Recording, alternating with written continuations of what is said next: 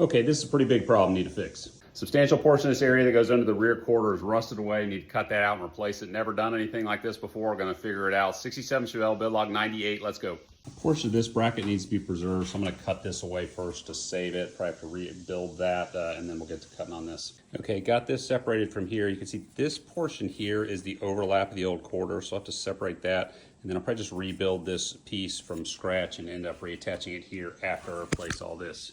All right, here's my plan for initial cutout area here, and then obviously this whole thing down through here.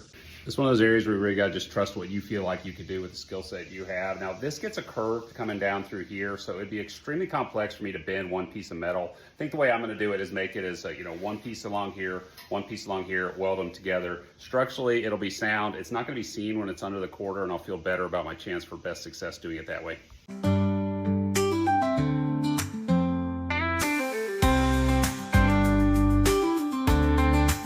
Okay, got that opened up. I'm gonna start using my cardboarding templating paper and making some pieces and then make the metal out of them.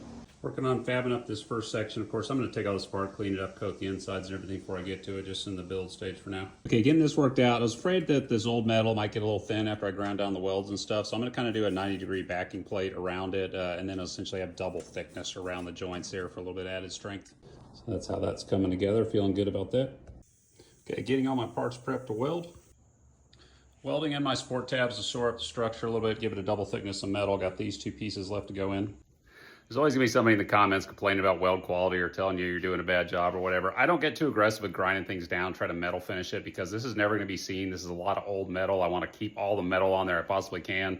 Grinding down your welds just removes metals from around it, so I'm happy with the way it is. Okay, got that all welded together, checking the drip rail fit. Pleased how that's working. I got this piece I'll have to put back on. I'm gonna wait till I get the quarter panel in position to get this accurately positioned as close as possible. Really pleased how that came out, so doing good with that.